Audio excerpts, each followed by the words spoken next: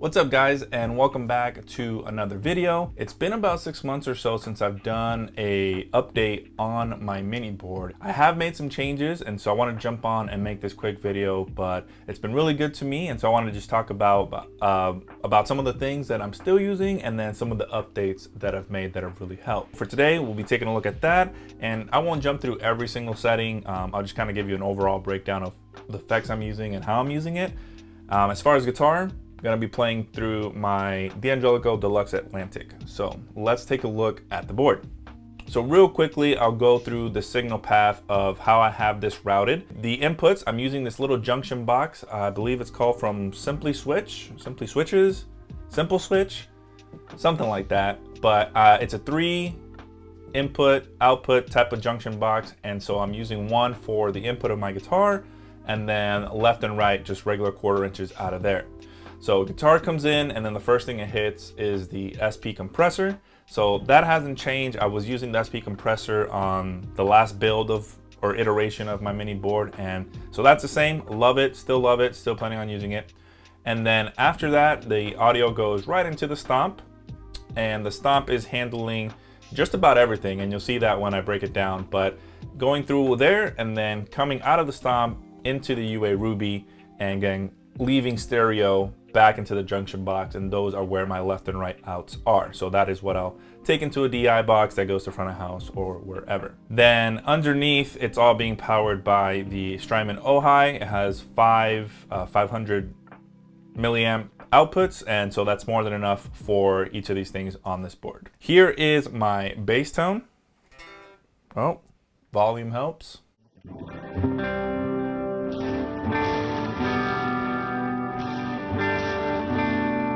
And then let me turn off the delay, and I'll even turn off the reverb for a second.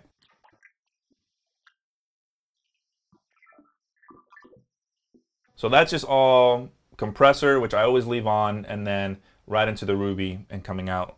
So turning back on the light reverb, and then I'll turn the delay back on as well.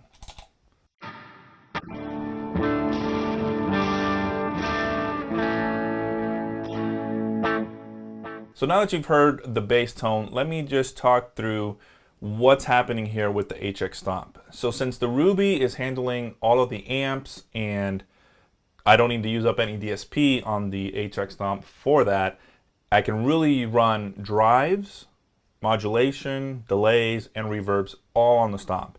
So previously, my last iteration, if you've seen that, I was using the Walrus Audio R1 for my reverbs. I was using the Jackson Audio Optimus for my overdrive, and it's a dual overdrive, so it helped with that. And then I was using the Collider for delays.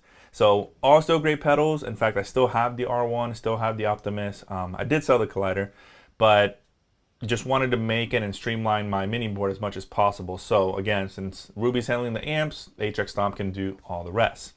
So as far as the delay that you've been hearing, it's the vintage digital that I'm using in the HX Stomp, and then I actually have 3 reverbs in here, and so let's just quickly talk about that. In my head, I think about my reverbs kind of like I do my overdrives, you know, like stage 1, stage 2, stage 3, that kind of thing. So for stage 1 of reverbs, I'm using a dynamic plate, and it's subtle, and so that's what you've been hearing. Turn that delay off so we can just talk about reverbs.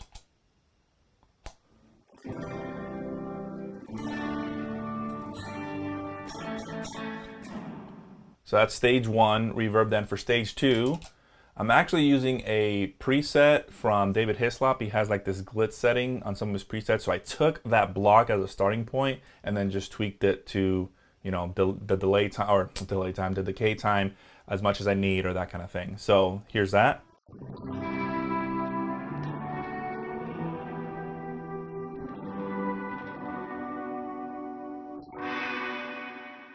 Very nice, very nice. Then for stage 3, I'm using the Glitz Cloud. So it's the same algorithm as my stage 2, it's just set differently.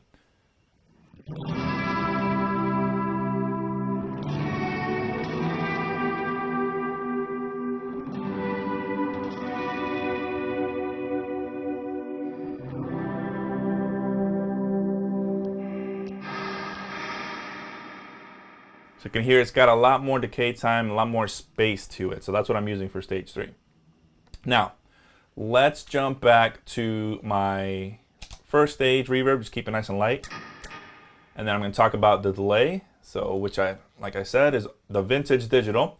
And so really, I just have it set to switch between quarter notes and dotted eighth. Those are the main two I use. Now, of course, if you know anything about the Stomp, you can tweak it to your heart's content. So I will make presets for songs, and I'll show you that. And then I'll just, if I need a different kind of delay or something, you know, I'll move some blocks around or tweak some settings as I need to per preset. But this is kind of my standard starting point. So here is just the quarter notes,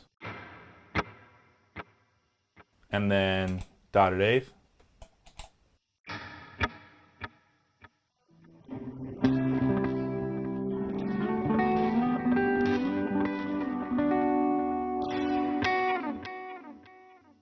Yep, delay, repeats, you know how it works.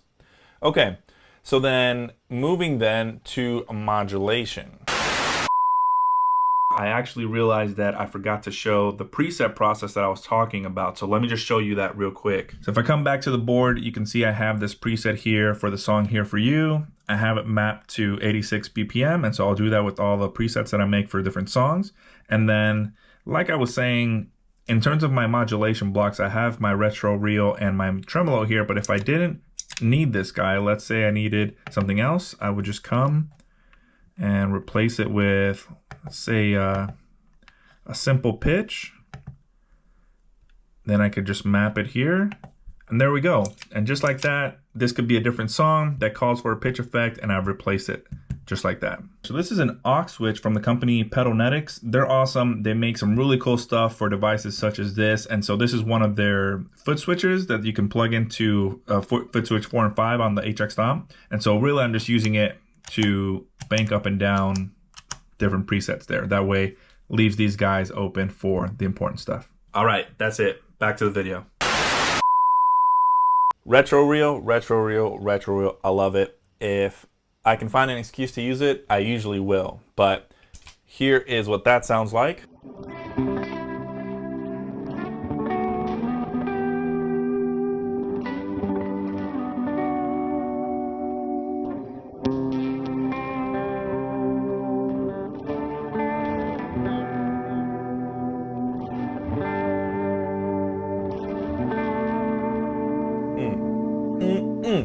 I love just the vibes of that. So again, kind of like with the delay, if it's too wow and fluttery, tape that back for a certain preset or something, but it's kind of just my starting point, and I'll just tweak as necessary if it's too much or too little for a song.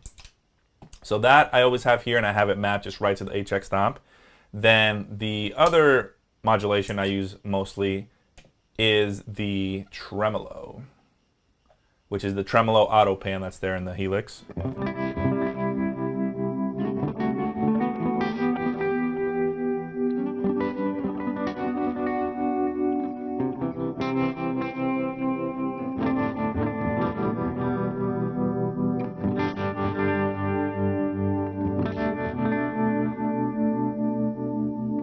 So not too crazy right now, and same philosophy, I'll adjust as I need to, but really I have them set here right on the HX Stomp is because tremolo and the retro reel, which is, you know, your tape, emulation, your vibrato, all in the same kind of family, that's usually my main effects that I will gravitate to. But the beauty of the HX Stomp is that it has so many modulations. I have 2 dedicated buttons and blocks for it, so if I ever need a preset for that calls for a chorus or a phaser or something else, even pitch effects, you know, I'll just swap them in and out as I need to. So that's modulation.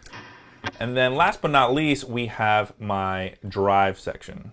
Or actually, real quick thing right here, this guy, this is my tuner. So previously I had the rock stock tuner on the board, but since my signal's just coming through the compressor and then straight to here, I can just use the built-in tuner. So tuning real quick. Okay, so now to overdrives. So my first stage, I'm using 2 right now, is gonna be the air apparent. Or let me go back to just clean.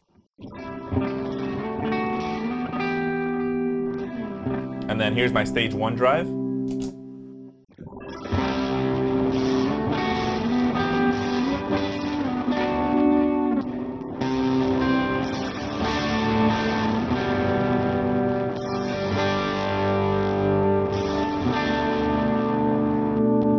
like it, I like it.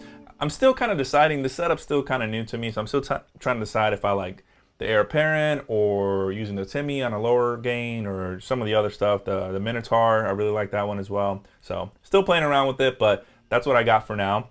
Then for stage 2, I'm using the Timmy. And so, oh, here's clean once again.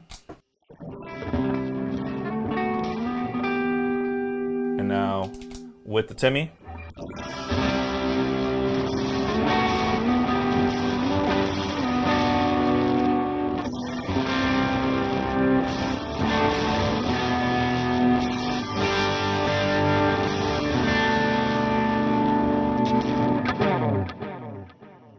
Love those repeats.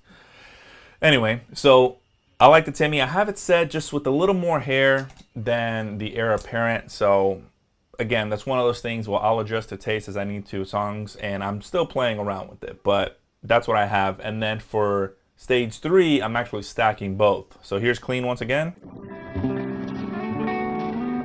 And then stack together.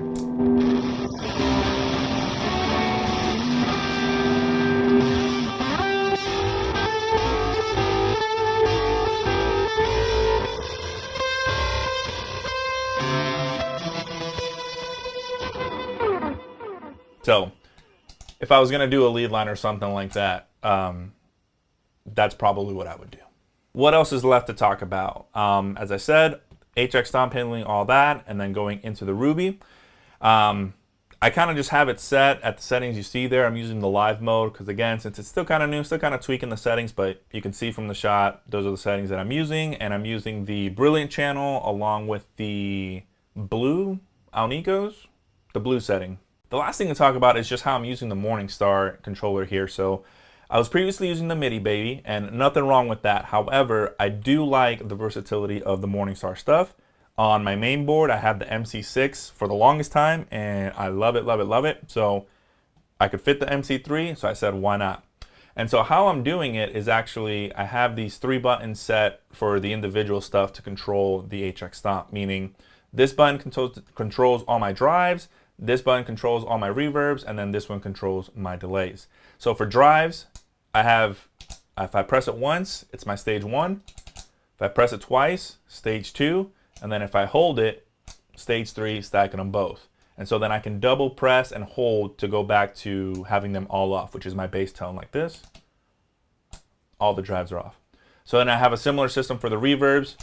Press 1 for stage 1, double press stage 2, and then hold for stage 3. I don't have anything set off because I usually don't turn off reverb.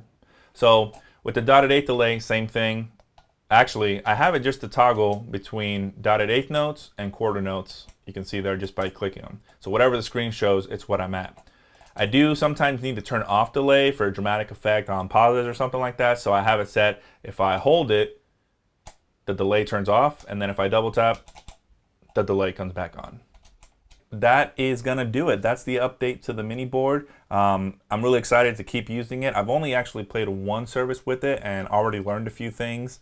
For example, I accidentally banked out of my controller here, and I didn't need to because I never need to leave the screen. So that was a learning experience, and now I know I need to lock down that setting so that I don't do that accidentally. So definitely need to play more live so that I can figure out what I like, what I don't like with the setup, and then just keep tweaking till it works. But that's it for this video. Thanks for watching.